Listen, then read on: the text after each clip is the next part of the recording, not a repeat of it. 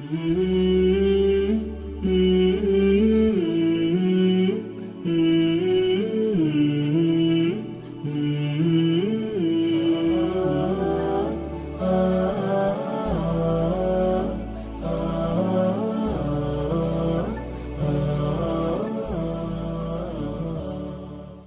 miq, selam aleikum.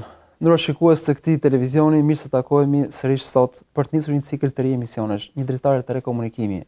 Do të jemi sot dhe në vazhdim për disa javë së bashku për diskutuar disa prej sfidave më të rëndësishme, të cilat ne kemi zgjedhur dhe mendojmë se janë më të rëndësishmet, me të cilat po themi simbolizohet shoqëria jonë, por në mënyrë të veçantë edhe bashkësia e muslimanëve.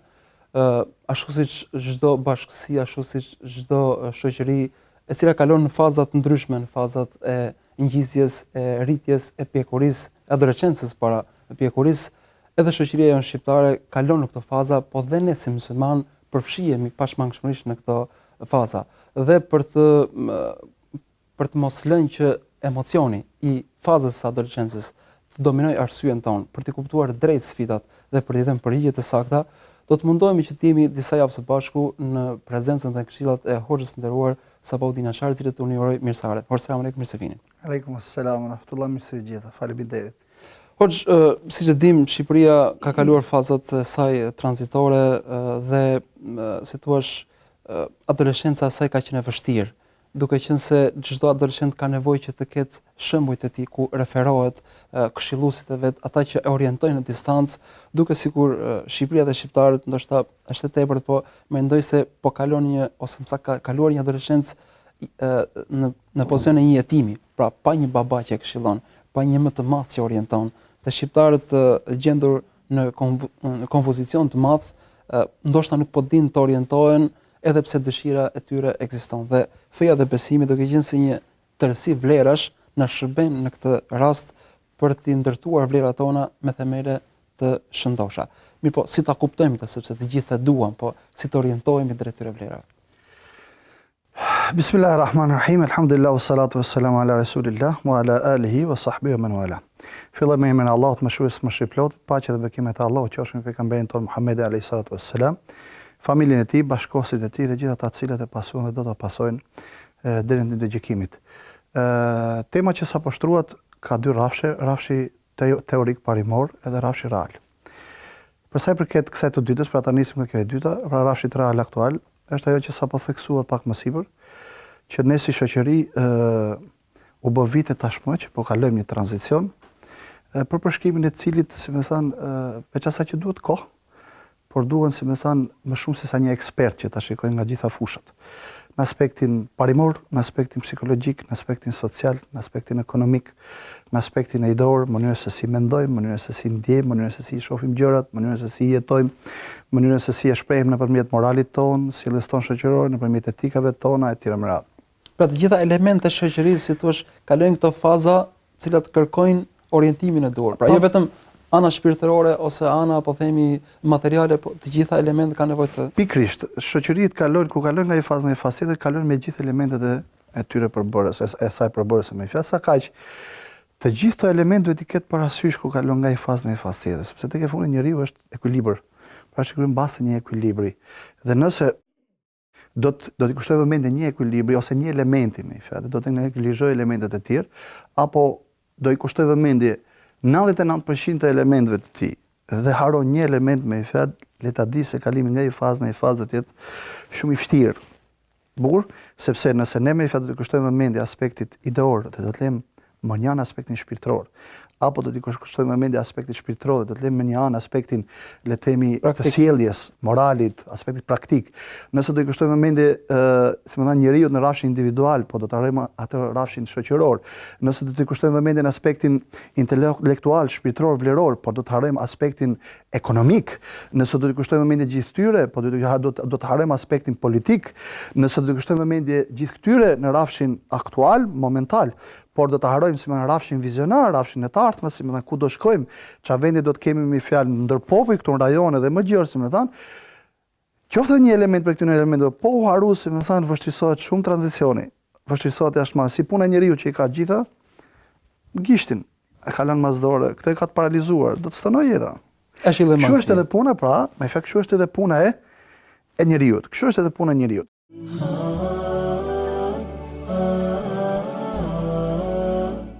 Rikthehemi në studio miq bisedës tonë me hoxhën e nderuar Sabaudin Jashari dhe po flasim pikërisht për raportin mes zemrës dhe mendjes.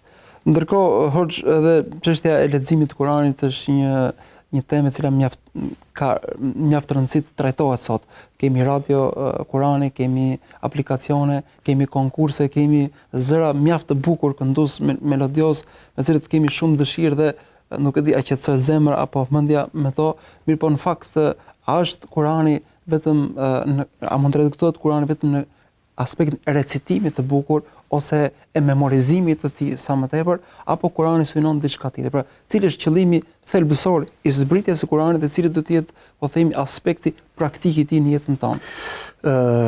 Së pari duhet pas parasysh se gjithçka që është në Kur'an dhe gjithçka që ka të bëjë me Kur'anin është e mrekullueshme. Por mrekullia e mrekullive është të dim të bëjmë dallimin mes asaj se përse ka ardhur Kurani, që është objektivi, synimi madhor, suprem i Kuranit, dhe me fjalë se çka është parsorë dhe dytësore në marrëdhënie me Kuranin. Para se të futem në këtë temë, dua të pohoj faktin se në aktualitetin ku ne jetojmë, shumë çështje që nuk janë prej Kuranit konsiderohen Kur'an. Dhe shumë çështje që janë thelbësore Kur'ani nuk konsiderohen prej Kur'anit në aspektin praktik, pa në aspektin e vëmendjes. Pra nuk jetësohen ato çështje. Çka është nga e parë dhe çka është nga e dyta. Për shembull, ne sot kemi Kur'anin në çdo shtëpi, madje kemi në çdo makinë. Ne sot bëjmë konkurse për Kur'anin, e bëjmë hatme, e bëjmë mukabele, e pikturojmë Kur'anin, e zbukurojmë Kur'anin, e ku e di se çfarë, si më thënë, i kushtojmë një vëmendje të veçantë, si më thënë, kurseve të Kur'anit, e gjitha kjo është mrekulli. Po gjitha këto janë jashtë Kur'anit. Gjitha këto janë jashtë Kur'anit. Këto janë mekanizma. Po që lexim Kur'anit ne e dim sa sevap ka. Një gërb me 10, me 70, me 10 pa infinit. Bukur, thot pejgamberi sallallahu alajhi wasallam, ditën e Kiametit, hafizi i Kur'anit do ta ketë pozitën e tij të lartë me fjalë deri ka ajeti i fundit. Për fjalë, i thot Allahu iqra wartaqi.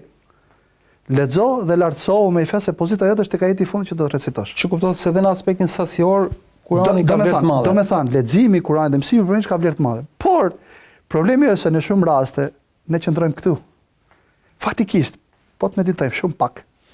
Do të shikojmë pse e gjithë kjo, vlera e madhe e leximit të Kuranit, vlera e madhe e mësimit përmes Kuranit, vlera e madhe me fjalë e promovimit të hafizave të Kuranit deri më radh, nuk është qëllim vetvete, është mjet.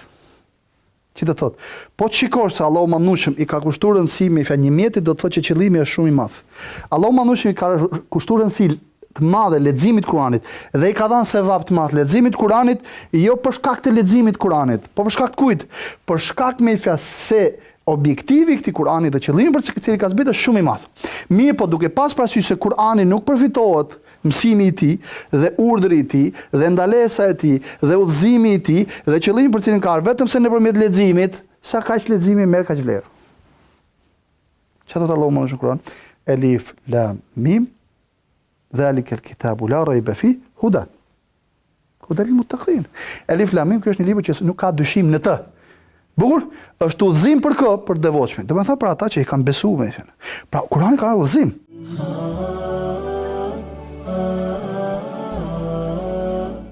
Bukur, po shikojmë në gjendjen e pejgamberit alayhis salam. A kishte gjendje ose situatë apo rrethan, pra me atmosferë apo aktualitet më pesimizuese se aktualiteti i pejgamberit sallallahu alajhi wasallam? Për disa arsye. Arsyeja para se ishte vet. Bukur, iqra. Edhe urdhri i parë ka zbritur me ti. Ishte vet. Bukur, normalisht këtu ka shumë kuptime, por një ishte vet. E dyta, aktualiteti ishte mbushur me shirk, me politeizëm, dhe ishte një sistem, nuk ishin sjellje, le të themi spontane, po ishte një sistem jetësor i gjithi që ishte ndërtuar mbi bazën dhe mbi themelet e politeizmit. Dhe ishte momenti i darë për të protestuar ndaj gjendjes. Do me thënë, veset, problemet, bigjozi, alkooli, kujt se çfarë, shumë vese të tjera, dhuna, kastat, klasa, slavëria, pra kishte me fjalë shumë probleme me fjalë marrëdhëniet me fisë me njëri tjetrin. Për ideve zineshin me fjalë dhe shamatorën dhe vriteshin për 40 vjet. Pra me fjalë me problemet të shtresëzuara në të gjitha sferat e jetës. Pejgamberi ishte vet. Përfitiros sikur pejgamberi sallallahu alajhi wasallam ti ishte fut për hapjes së këtij misioni në këtë shoqëri për ta reformuar edhe një herë këtë shoqëri me frymën pesimiste. Sa ishte bëhajër. Duke akuzuar, duke kritikuar, duke nënshmuar të tjerët. Po, a e ka kritiku pejgamberi? Absolutisht po. Alisons, sepse e ka kritiku vetë Kur'ani këtë aktualitet.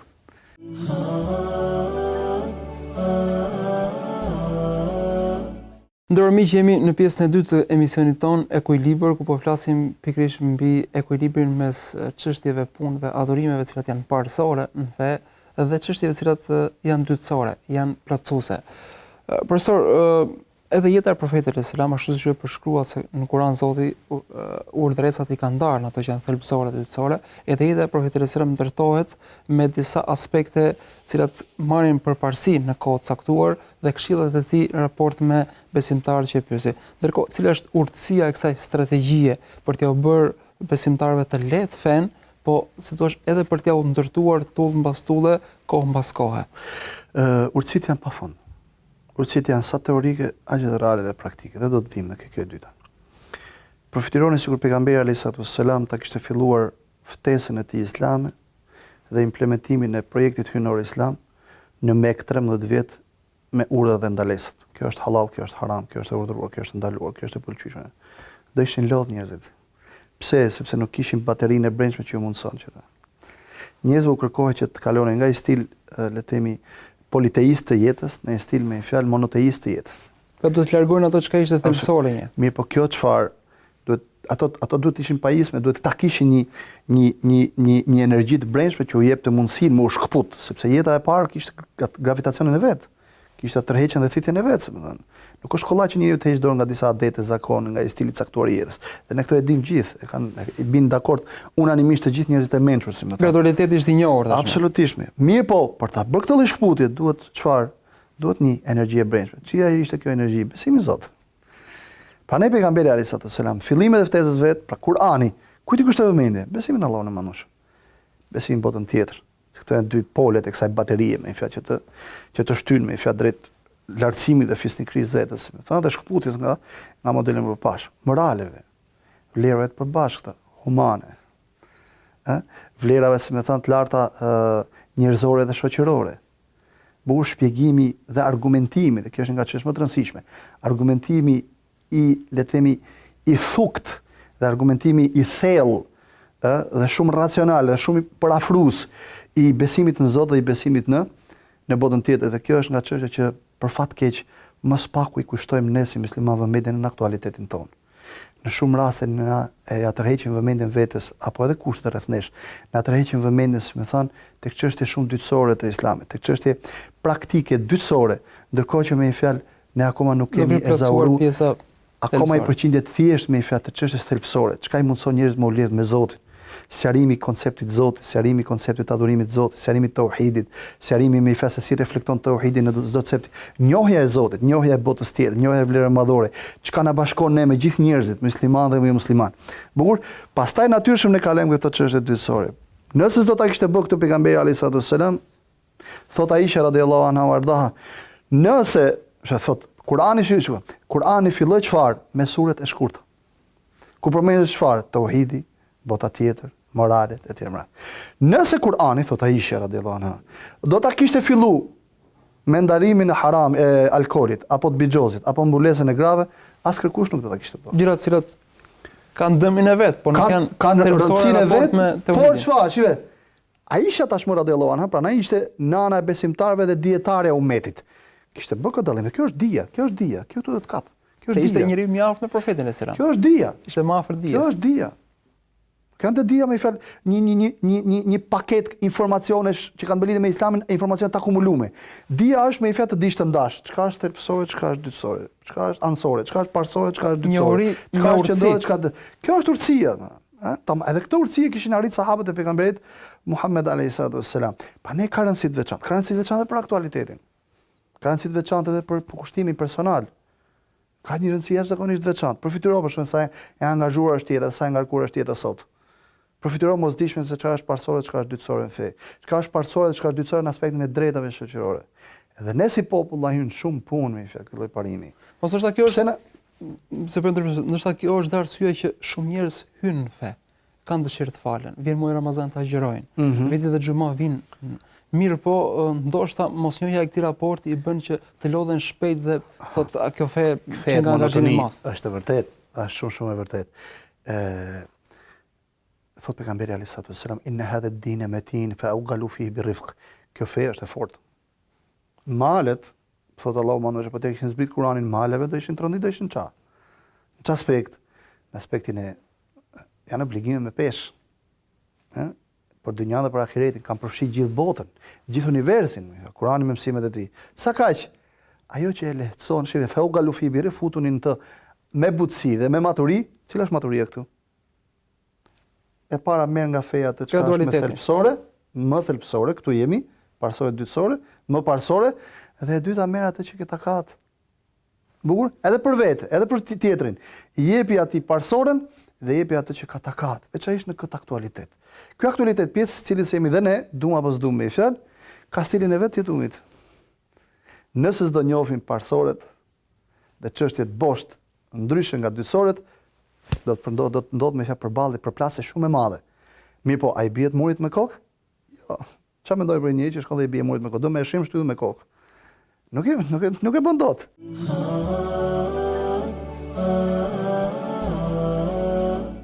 Allah më nëshë e thotë në të drejtë për drejtë në Kur'an. Yuridullahu bikumul yusra, yuridullahu, e u yaksidullahu bikumul yusra, wa la yuridu bikumul usra. Do me thane, është objektiv i Zotit në tokë që nëpërmjet fesë t'u lehtësoj jetën. Wa la yuridu bikumul usra, dhe nuk do për ju vështirësimi. Më të drejtë për drejtë më eksplicite.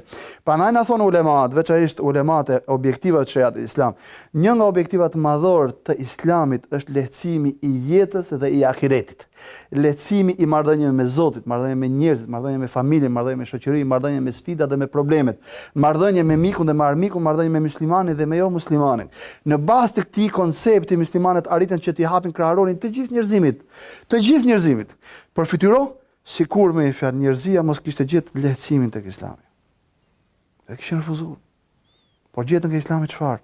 Atë që nuk ishin gjetur më parë. Dhe prandaj u përhap në kohë shumë të shpejtë. Dhe prandaj u përhap kaq shumë. Dhe mbahet më shumë fortë shpesh. Se gjetën lehtësim në konceptimin e Zotit, lehtësim në konceptimin e fesë, dynjas dhe ahiretit, e kupton vendin e gjithçkaje, se kush është dynja, ç'është tyrenja, kush është njeriu, pse ka njeriu, ç'a duhet me bë, kush është e mira, kush është e keqja, e bukur, e shëmtuara, e liga dhe dash etj me radh, dynja dhe ahireti, kur si duhet me qenë mirë, si duhet me urrit nga e keqja, marrë puna e komanduan ose më drejtë e programuan jetën e tyre me fjalë sipas asaj që thot Zoti dhe ecën. Dhe kështu futen njerëzit në fe.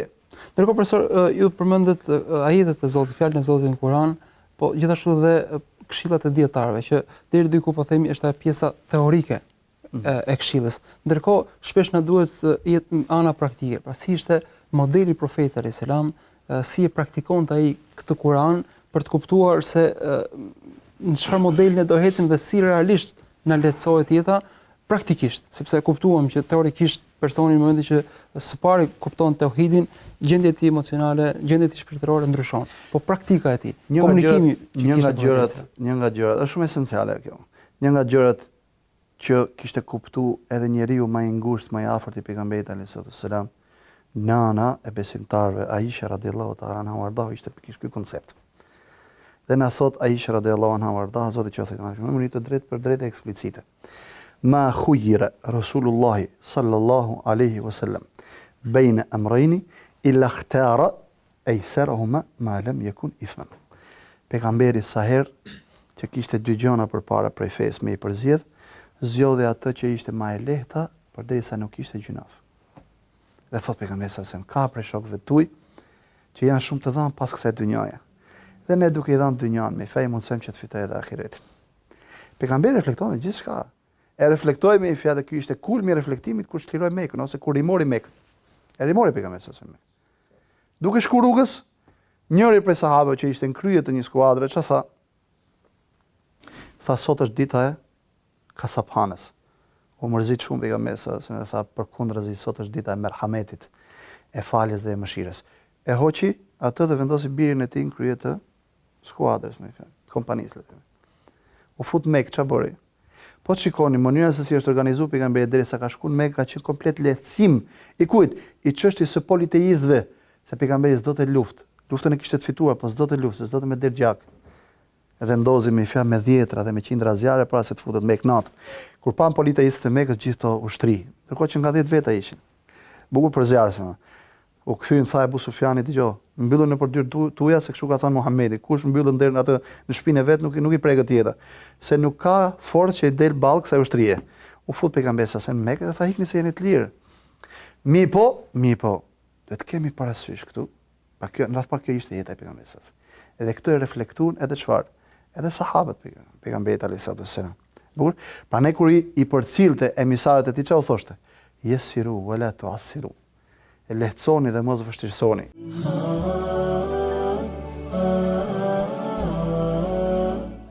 Bukur siç ndodhi për shembull me Khawarijët. Pati një konflikt të madh mes brezit parë dhe tendencat ishin për të rregulluar. Bukur pra dy grupe të mëdha mes muslimanëve, si më thon, shkuan për të rregulluar. Cili ishte preteksti? Preteksti me fjalë i këtij grupi aksioni që ishin Khawarijët ishte se çfarë? Këto dy palë vendosën si gjykues jo librin e Zotit, po njerëzit. E donë si grupacion vetë. Ndërkohë që kur shkrip në Abbas ju tha vetëm një gjë. Kur grindet bashkëshorti me bashkëshorten e vet dhe nuk janë gjendje me i zgjidh konfliktet e tyre vet. Ç'a bëjnë? Thot Allahu mandushëm, merrin një hakem për familjes së saj dhe për një hakem për familjes së tij. Pra një njëri tur për këtu një burr dhe nëse do duan rregullimin, ata me fjalë do të jap Zoti sukses. Burr, ata pa mashi se formuan një komision për ta zgjidhur këtë problem, po gjykuan me librin e Allahut mandushëm. Këtu, këtë rast, pra ata e morën si pretekst për të organizuar për dalë kundër të dy palëve. Me po agravoi situatën me fjalë derisa morën vendim për t'i vrarë të dy, edhe kështu ndodhi fatikisht. Vran Aliun radiallahu ta'ala anhu warda. Bukur vran Umar radiallahu ta'ala anhu warda me fjalë, pavarësisht se Umar u vra për arsye të tjera. Radiallahu anhu ajmain. Ku ishte problemi? Ishte mos kuptimi, mungesa e informacionit. Tek thonë ndoshta kanë që të treja bashkë. Dhe shumë prej tyre me fjalë ishte zilia. Prandaj u bë dhe grup kaq ekstrem, kaq. Po ishte zilia brenda, ishte edhe hipokrizia me fjalë.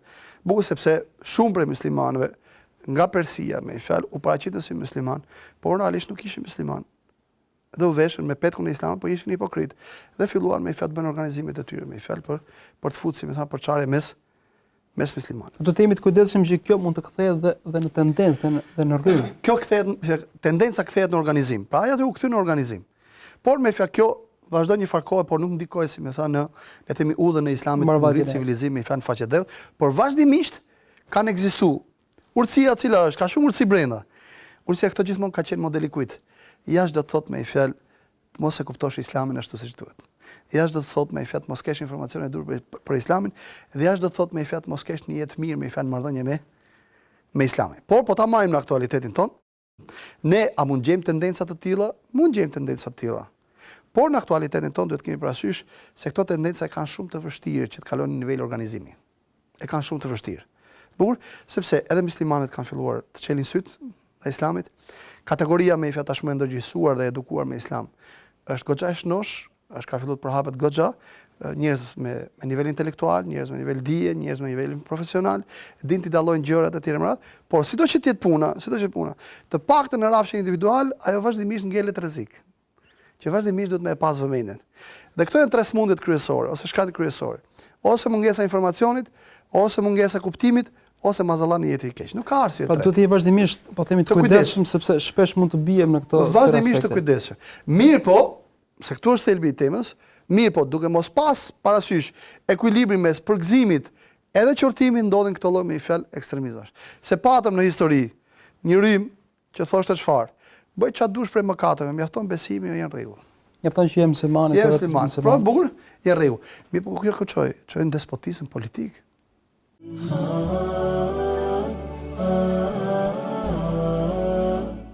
Ngritja nga bataku i fanatizmit grupor në nivelin e bashkëpunimit për hir të mirës, në bashkëpunim të devotshmërisë dhe në hajër, si më thënë, kjo na kursen me kursen muslimanëve shumë energji. E para nga asimilimi i brendshëm, e dyta me i fjalë nga çfarë?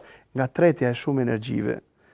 Me fjalë që ne i harxojmë me fjalë që me njëri tjetër, plus kësaj, do të kishim dhënë mundësi vetes me fjalë me shtu të mirën. Sepse çfarë thot Allahu, thot pejgamberi sa me yedullahi me al jamaa.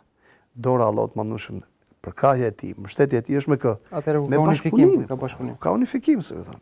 kur ka unifikim. Ndërkohë, profesor, ju përmendët pak në pjesën e parë në fillim të emisionit se profeti alayhis salam ndërmori masa, si thua, konkrete për tolerancën dhe bashkëpunimin mes komuniteteve fetare në Medinë, mes muslimanëve dhe hebrejve në këtë rast. Dhe toleranca fetare është i për termave shpesh të qarkulluar dhe ndoshta të abuzuar dhe të keq përdorur, sepse dikush ka alergji ndaj këtij term, po dikush e përdor edhe për të asimiluar kategori të caktuar, veçanërisht duke asimiluar muslimanët që emigrojnë në vende të caktuara.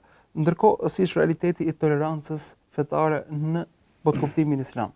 Para gjë, Islami ka kuru këto në aspektin teorik, në aspektin ideor, në aspektin parimor, ka kuru me fasi kalon gjë, dhe e ka kuru edhe në aspektin praktik, sepse ky ishte misioni i profetit alayhis salam. Pra e nxite motivon Islami tolerancën fetare apo jo vetëm e nxite motivon, jo vetëm e nxite motivon, sepse thjesht nxite motivimin mund të kalojnë demagogji, por me fjalë ka vendos baza, ka ngrit edhe shtylla të këtij bashkëpunimi ose të kësaj tolerancë.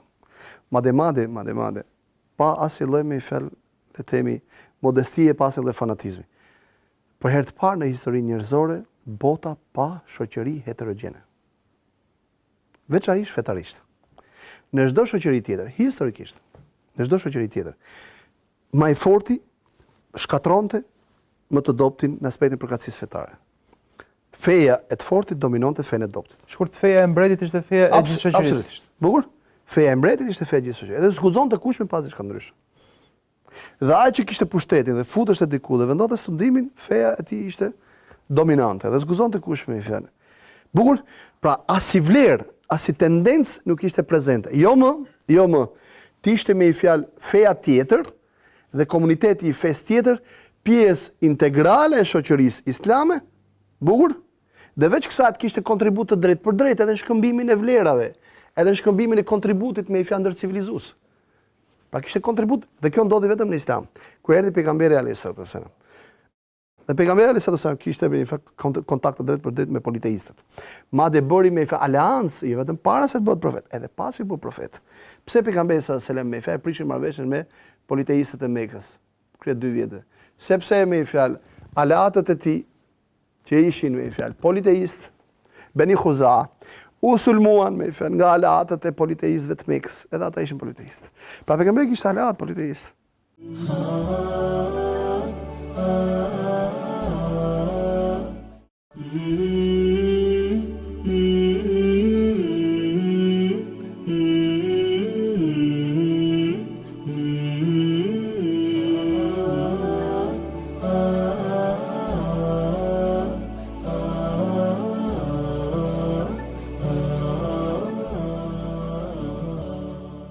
Të nërë shikues, selam aleikum.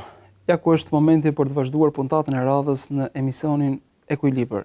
Ky cikël i cili vazhdimisht munduar të ofrojë ekuilibra të caktuara me cilën na jep një botkuptim sa më të qartë të fesë tonë, të besimit tonë, po gjithashtu dhe jetën e kësaj bote e bën, po themi, më të begatë dhe më të shëndetshme. Dhe sot do të flasim për botkuptimin, ekuilibrin mes, po themi, adhurimit anarshik, atij që mund të quhet ekstremizmi fetar, dhe botkuptimit dhe adhurimit burimor, duke qenë, si thua, referuar shembullit e profetit alayhis salam. Shpesh këto janë ekuilibra që ndajnë në fije të perës, siç e themi ne. Dhe për të kuptuar origjinën se ku buron ekstremizmi fetar dhe ku buron adhurimi burimor, do të jemi sot në shoqërinë e hoxhës nderuar Sabaudin Jashari. Selam aleikum, mirë se vini sot. Aleikum selam wa rahmatullah, mirë se vini. Profesor, shpesh e dëgjojmë termin ekstremizëm fetar, po ndërkohë duket si një term, po themi, i keq kuptuar, sepse feja, çdo gjë që është prej fesë, çdo gjë që është prej Zotit, çdo gjë që është prej profetit alayhis salam është e mirë. Dhe sado që njeriu të përkushtohet në këto vlera, si thua, a mund të ketë ekstremizëm vlerash, a mund të ketë ekstremizëm fetar. Realisht a ka pas në kohën e profetit alayhis salam dhe a ka sot një keq kuptim të fesë dhe shembullit të profetit alayhis salam me cilën e quajmë ekstremizëm fetar? Bismillahirrahmanirrahim. Alhamdulillah wassalatu wassalamu ala rasulillah wa ala alihi wa sahbihi wa man wala. Allahumma nush murdhon thot Kur'an wa kadhalika ja'alnakum ummatan wasata. Asta'idhu billah bismillah. Wa kadhalika ja'alnakum ummatan wasata litakunu shuhada 'ala an-nas wa yakuna ar-rasulu 'alaykum shahida. Dhe kështu ju kemi bërë një popull të ekuilibruar. të drejtë, në përkushtim, të ekuilibruar, pra që jeni në mes. Që të jeni dëshmitar për gjithë njerëzinë, ashtu siç profeti ishte dëshmitar për ju, ose është dëshmitar për ju, dhe profeti është dëshmitar për ju. Islami, duke qenë fe hynore, absolutisht hynore, me të gjithë detajet e tij hynore dhe përjetësisht hynore, wa bil haqqi anzalnahu bil haqqi nazal. Me hak e kemi zbrit dhe me hak ka zbrit, do të thotë që do ta ruaj këtë hak me ifja dhe këtë drejtësi drejt në kiametit, dhe është i pacënueshëm. Dhe me aftësinë e tij gjithëpërfshirëse, s'ka se si tjetë me fel ekstrem. Përkundrazi erit vendosi mizanin, Allahu mandushëm thotë në Kur'an tek sura Rahman, was-samaa rafa'aha wa wada'a al-mizan alla tatghaw fi al-mizan wa aqimu al-wazna bil-qisti wa la tukhsiru al-mizan. Wal-ardha wada'aha lil-anam. Dhe qiellin Zoti e ka lartësuar dhe ka vendosur peshorën, shifë ekuilibrin. Was-samaa rafa'aha wa wada'a al-mizan alla tatghaw fi al-mizan. Prandaj mos e cënoni peshorin, pra drejtsinë, ekuilibrin, mizani, peshori këtu ka parasysh ekuilibrin. Wa aqimu al-wazna bil-qisti wa la tukhsiru al-mizan. Dhe peshorën zbatojeni me drejtësi dhe mos e cënoni peshorën.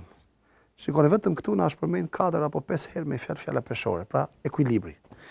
Që do të thotë, mi po shive, kemi një lidhje se Kurani është mrekulli edhe në shprehje, mrekulli edhe në le të themi inkorporimin e koncepteve me një tjetër. Sa që nuk shteron asnjëherë, gjithmonë mund të interpretosh. Pyetja është lidhje ka qielli me peshorën tonë në jetën e përditshme.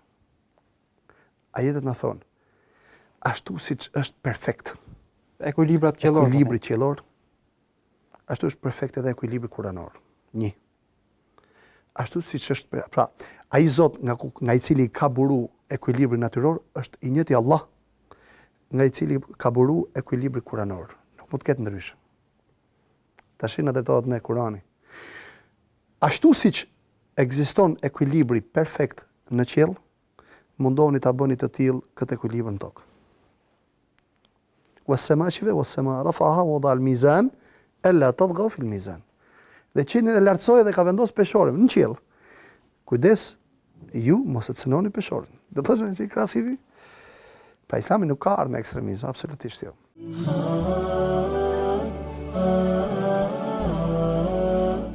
Ai thot Allahu mandushëm që në fillim të Kuranit, që në surën e ditë, kapitullin e ditë, e dytë të Kuranit, Elif Lam Mim dhalika al-kitabu la rayba fihi hudan lil-muttaqin.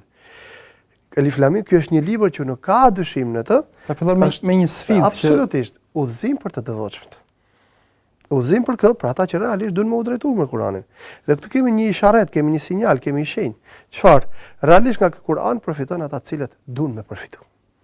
Duan me ndriçuar jetën e tyre dhe ahiretin e tyre, dynjan e tyre dhe ahiretin e tyre. Ata të cilët me fjalë duan me pasu egon e tyre dhe duan me justifikuar egon e tyre nëpërmjet Kur'anit është problemi i tyre. Pra në Kur'ani me fjalë në të kuptuar, në të lexuar, në studiuar, në zbatuar ka rregullat e veta. Dhe këto rregulla i ka të përbrendsuara, i ka brenda. Dhe janë edhe sunetin e pejgamberit alayhis salam. Pra ne thot Allahu mandush Kur'an her për her pastaj na jep shembull. Ara'aita alladhi ittakhadha afara'aita alladhi ittakhadha ilahahu hawahu fa adallahu Allahu ala ilm.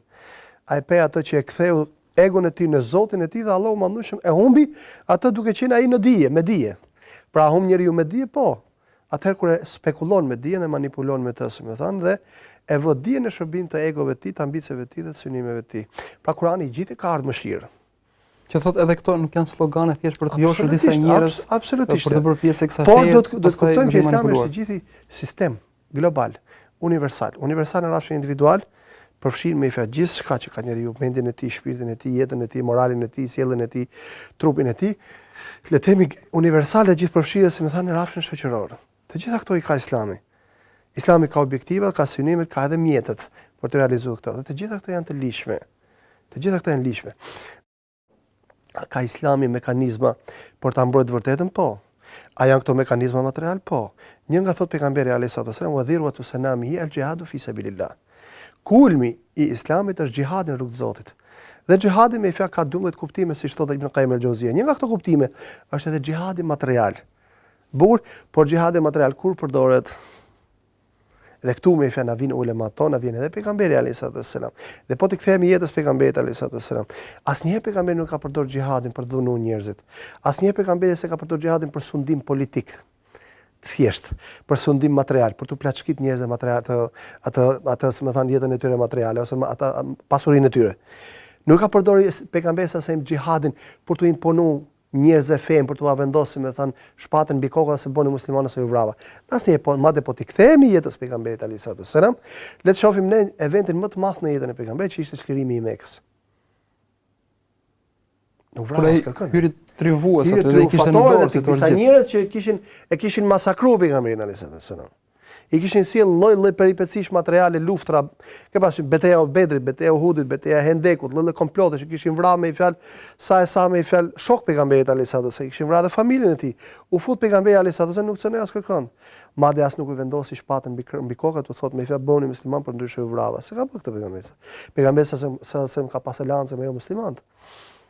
Dhe në historinë islame, kudo që janë fut muslimanët, duke pas parasysh se marrëdhënia ndërkombëtare në atë kohë ka qenë marrëdhënie lufte dhe jo paqe.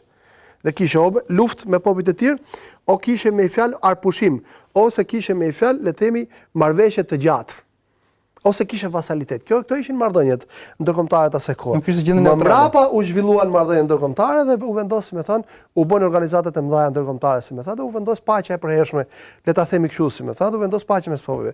Po deri në luftën e parë botërore dhe dytë botërore s'ka qenë marrëdhënia e popujve paqe, ka qenë lufta, kështu ka qenë e ndërtuar, si më thotë. Marrëdhënia ka qenë marrëdhënie interesash për fat keq, si më thonë. Vetëm Islami erdhi, Islami me realitet, si më thotë, dhe vendosi bazat e marrëdhënies ndërkombëtare kanë qenë paqja dhe lufta. Për herë të parë në historinë njerëzore vendoset me baza mes popujve është paqja dhe lufta. Dhe këtë pejgamberi alayhis salam e themeloi që kur janë në Medinë, i përfshiu çifutët Bene Aufut me 3 kabile të fiset e tyre, i bëri pjesë të muslimanëve. Kështu bëri edhe me të krishterët e Naxhranit në Gadishullin, në jug të Gadishut arabik, e shumë tjera.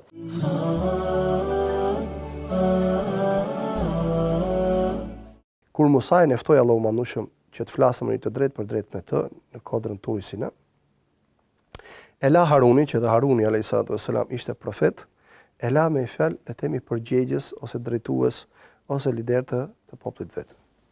Bukur. Iku Musa alayhis salam, ç'a bëri Benu Israilet, ç'a bën? Adhuruan viçin. U kthyen në idhujtari. U kthyen në idhujtari në sy të Harunit alayhis salam. Bukur. Erdhi Musa alayhis salam shumë i zemëruar. Pa kemi të bëjmë me profet, që të dy ishin profeta. Musa alayhis salam nga zemrimi hodhi dhe ato pllakata ku kishte shkruar fjalën e Zotit dhe u thyn. Dhe e kapi Harunin për krahërori dhe për kokë, për flokësh. Tamam? Dhe tha Haruni çfarë? O vllau im, mos më kap as për mjekë dhe as për kokë. As për mjekë dhe as për kokë. Unë pata frikë se do më thuash që ti i përçave Benu Israilit. Pa i lash, se i tha Musa alayhis salam, pse nuk i ndalove? Tha Haruni alayhis salam, para ata me fjalë bën kundër vullnetit tim. E dyta, nëse do të kisha ndërhyr me forcë, do të ishim përçar. Do bëj konflikt. Shikoni, le të themi logjika profetike. Se edhe Haruni ishte profet, mos harrojmë këtë gjë. Edhe Haruni ishte profet. Bukur, dhe sjelljet e Haruni ishin të monitoruar me çfarë? Nëpërmjet vahit. Fundit çfarë? Kishte frymën e vahit, frymën e veratës hyjnore. Nëse këtë veprim do ta kishte bënë dietar, i shquar, gjëja e parë që do të them është dietar. Pas po e bën kështu. Për mënyrë arbitrare, është dietar. Pra ka frymë e dijes që ka me fe, ka udhëzuar drejt kësaj. Pra e ka përdor dijen për përcaktuar këtë qendrim. Ai ishte profet. E pakta gjë që duhet të themi që është fryma e revelatës hyjnore, pra le të themi fryma në ç'aspekt fryma. Pra kjo dije hyjnore që ka pas, sa natyrisht ka pranë ç'a do bëj? Si do pozicionohen? Pa është menduar për më të mirë. Absolutisht. A profet, do të mbaj unitetin. Derisa të vi Musa dhe ta kurojmë këtë problem. Dhe në çfarë bëri pastaj? Ishte në saj të rujtjes së këtij uniteti që kishte realizuar Haruni, që i mundsoi Musait pasi erdhi ta kuroj problemin. Nëse Haruni do të ishte sjell kështu, Benu Israilit do të ishin përçar, do të kishin hik dhe Zoti na rujt mazallat do kishin vdekur në politeizëm. Por i mbajti top. I mbajti bashk. Erdhi Musai. Dhe u përmend pastaj për zgjidhjen që kishte bërë Haruni. Edhe i tha Samiriut, hajde këtu, ç'a je ti? Unë jam filani. Po pse e bëre këtë? Po jam dërguar sprovë. Mi tha, ma jep atë viçin këtu. E shkriu, e bëri pluhur, e hodhi në det, ja ku është Zoti juaj. Ata e panë me sytë e ty në Benu Israilit, se ç'pas ka qenë ai viç. Dhe po të ishte Zoti, do ishte mbrojtës veten e vet. Mi po, duke rujt me i fjalë Haruni alayhis salam, unitetin e popullit i bëri të mundur Musait pastaj alayhis salam të rregullojë si në. Pra këtu kemi përsëri një rregull që për të ruajtur atë çka është më e madhe, shpesh tolerojmë dhe në ato gjëra të cilat janë të drejta, janë të vërteta, por nuk janë çështje po themi që nuk ekzistojnë. Këtu pastaj shirku është diçka e rëndë. Absolutisht. Ose rasti i profetit sallallahu kur përmend se nëse arabët nuk do ishin të rinë në fe, do rindërtoja Qabën në themelet e veta. Pra, Qabja ka themelet e veta, të cilët është po themi është realitet. Por këtu futet në punë kush? Futet ai që quhet me fiku i prioriteteve ose të kuptuarit dhe të konceptuarit të drejtë me fetë perceptorit dhe të prioriteteve. Pikërisht sa i rëndësishëm është ky fik veçanërisht dhe në kohën tona. Absolutisht, veçanërisht në aktualitetin tonë. Fiku i prioriteteve dhe fiku i pasojave ose perceptimi i prioriteteve, perceptimi i pasojave konsiderohet nga dijet më të rëndësishme të shariatit islam. Gjithmonë ka qenë veçanërisht në aktualitet, gjithmonë ka qenë. Gjithmonë ulemat kanë funksionuar në bazë të fikut të prioriteteve ose perceptimit prioriteteve. Kush është po thosë vazhdimisht ka çështje që duhet përdoret vetë pejgamberi alayhis ka pas përdorur. Pse pejgamberi alayhis nuk e vazhdoi faljen e taravive? Të e vazhdoi pastaj Umar ibn Khattabi radhiyallahu anhu. Çfarë tha pejgamberi alayhis salam? Kisha frikë se do të bëhet farz. Ne lash. U ndalu vet Kurani e ndaloi për më shumë se 2 vjet me fjalë të pyetmit. I ndaloi sahabët me pyet. Pyetja ishte legjitime apo jo? Po normalisht. Po pse e ndaloi? Sepse me fjalë do pyesnin për gjëra të caktuara, për cilat ato akoma nuk ishin gatshëm me i mbart mbi supe. Edhe i ndaloi Kurani. Pejgamberi shembulli që përmendet, çfarë tha pejgamberi alayhis salam? Nëse edhe këtu kemi edhe fikun e prioriteteve, fikun e pasojave njëkohësisht. Dhe për këtë janë bërë studime të mëdha dhe unë ftoj me i fjalë që të lexohet dhe të studiohet në këtë fushë. Veçanërisht ftoj rinin, që veçanërisht këto dy fusha me i fjalë, të studiohen dhe të lexojnë sepse janë shumë të rëndësishme edhe për, le të themi, për kushtimin personal, por edhe ndërtimin marrëdhënie me njerëzit, edhe ndërtimin marrëdhënie me i fjalë me institucionet ku ata funksionojnë. Veçanërisht ky lloj fiku, ky lloj perceptimi na duhet shumë, sepse shumë të ri futen në institucione me i fjalë duke punu edhe ngecin. Se përballen me halalin haramin, bukur me detyrimin edhe me të ndaluarën. Njëkohësisht me i fjalë, në të njëjtën kohë mund të përballen me 10 detyrime dhe me 10 ndalesa, edhe nuk di se ku t'i japi prioritet. Normalisht kjo kërkon studim, kërkon punë. Çfarë tha pejgamberi alayhis salam? Një hadith që i përmbledh të dyja perceptimet. Nëse populli jot do të ishin akoma të rinj në fe, shife, kur është lirua Mekka në vitin e 8, kur e tha këtë pejgamberi alayhis salam? Ditët e fundit të jetës vet. Nëse populli jot do të ishte akoma i rinj në fe, mund të kishin kaluar 1 vit, 2 vjet, ëh? Pa shikoj që sa përparësi ka dhënë pejgamberi gradualitetit, sepse edhe perceptimi apo fiku i gradualitetit, fikët të derruj, perceptimi i gradualitetit është një nga fikët me i fjalë dhe dijet më të rëndësishme të aktualitetit tonë. Dhe ka qenë gjithmonë që në kohën e pejgamberit alayhis salam, sepse bazat ai i ka hedhur alayhis salam. Do të kisha, çfarë kisha, nëse populli jot do të kishin qenë akoma të rinj në fe, Qabën do ta kisha shemb. Do ta kisha kthyer edhe një herë në themelet e Ibrahimit. Ne kemi thënë edhe një herë më duket që rrethi i bardh, bukur, rrethi i bardh nga ana e Shamit, pra nga aspekti nga ana veriore me i fjalë, është me i fjalë brenda Qabës, dhe aty nuk lejohet me bë tavaf. Ta duhet me e bën nga jashtë. Po e lanë arabët në kohën kur lindi pejgamberi alayhis salam ose në kohën e rinisë pejgamberit, e lanë arabët sepse thanë me i fjalë që ne do e ndërtojmë Qabën vetëm me pasuritë halal. Dhe s'kishin pasuri për ta përfshirë dhe e lanë shumë nga jashtë dhe vendosën vetëm shenja. Dhe tha pejgamberi nëse do të kishin qenë akoma të rinë në Islam, do ta kisha kthy prapë në themelet e Ibrahimit edhe derën do të kisha ul për tokë, se dera për tokë ishte, do të kisha hap 2 dyrë, një për të hyrë dhe për dalë që të kishin mundësi me gjithë tjerët. Bukur, por nuk e bëri pejgamberi. Pse nuk e bëri pejgamberi sallallahu alajhi wasallam? Kujt i dha prioritet? I dha prioritet imanit të atyre njerëzve, se s'do të mos provu imanin. Mbi ndryshimin material me fat, po të tek fundit është Qabe. Pejgamberi nuk e cënoi. Pejgamberi sallallahu alajhi wasallam nuk e cënoi. Edhe po ta ndjekim jetën e pejgamberit sallallahu alajhi wasallam me një jetën e studimit kësaj dije, do të shikojmë se jeta e pejgamberit alayhis salam është e mbushur me dhjetra dhe me qindra raste. Kemi ayetën kuranore ku thotë Allahu më shumë, "Wala tasubbu alladhina yad'una min duni llahi fa yasubbullaha adwan bighayri." Mos i shani ata që ata adhurojnë me i fjalë veç Zotit, se pastaj ata do të shajnë Zotin tuaj pa argument. Këtu ti kemi të dyja, edhe fiku i prioriteteve dhe fiku i pasojave. Të dyja bashkë. Do të më kanë prioritet diçka e. Bur, ajeti kuranor që për mua është një nga argumentet më madhor për fikut prioriteteve. La ikraha fi din. Ka të bëjnë rrushën me nga. Nuk ka imponim fe. E vërteta nga e kota janë dallu. Dhe ky për mua është nga argumentet më të fuqishëm. Kujt do japësh prioritet? Faktit me i që ai po bën shirk, apo do japësh prioritet lirisë? Këtu Kurani ka dhënë prioritet lirisë. Pra disa gjëra nuk mund t'i definojnë vetë. Absolutisht. Duhet t'i referojmë Kuranit. Kurani i ka dhënë prioritet lirisë. Ti e shef ti që po bësh shirk. Bukur, a do e ndalosh? Do mundohet ta kurosh? Absolutisht po. Do të detyrosh asnjëherë. Nëse e shef ti duke bërë shirk, e ke për detyrë ti thush, kjo është tauhidi. Kjo është e vërtetë. Është detyra jonë si muslimanë, kjo është e vërtetë. Dhe tek fundi kjo është misioni jonë. Ti tregon njerëz të vërtetën. Do ta detyrosh, nuk ke shans. Pa cënuar lirinë e Bukur, edhe këtë nuk e bën për diplomaci. Po jo, sepse Allahu ka ndaluar. I ka dhënë prioritet kujt? Lirisë. Le ta gjykoj vetaj. Le ta gjykoj vetë, ka dhënë prioritet me fjalë lirisë. Prandaj me fjalë, le të kthehemi tek tema jonë, tek thelbi, sepse normalisht edhe këtu ishim tek thelbi. Polemikat, një nga gjërat, nga damet më të mëdha që bëjmë polemikë kush është se shkput vëmendjen nga çështjet dytësore, nga çështjet parsorë, dhe e orienton me fjalë dhe e sposton ose e transferon me fjalë vëmendjen tek çështjet dytësore, dhe këtu kemi me fjalë humbje energjish të mëdha. Humbje energjish me fjalë të mëdha, si më thënë, edhe le të themi prapambetje, si më thënë, dhe denigrim. Profesor, zoti shpëlef, ne jemi në atë rrugtimin tonë që jemi duke detektuar ato çka janë më parsore për shoqërinë tonë për të arritur po themi në një stad tjetër pastaj social, dhe kjo është një përpjekje me cilën e lutim Zotin që të jemi rrugtimin e dur, për gjetur ato që janë baza dhe themele për të vazhduar dhe për ndërtuar pastaj edhe ato që janë degë dhe çështje dytësore. Zoti shpëlef profesor për gjithkohën që edhe ju inshallah. Për miq, këtu e mbyllim emisionin e sotëm dhe ajo çka mund të kuptojmë nga po themi thelbi i këtij emisioni është që pikërisht në shoqëri ndoshta do të jemi detyruar që të heqim dorë nga disa çështje që edhe pse mund të konsiderojmë të rëndësishme, por kur i krahasojmë me çështjet thelbësore, me çështjet parsorë, po themi vlen që ato për një moment të ngelen anash për të rëndësi pra çështjeve të cilat na mundsojnë sigurinë sociale, kohezionin social dhe përmes cilat pastaj mund ndërtohen vlerat më të mëdha. Zoti shpëloj që na ndoqë. Selam aleikum dhe miru takofshim.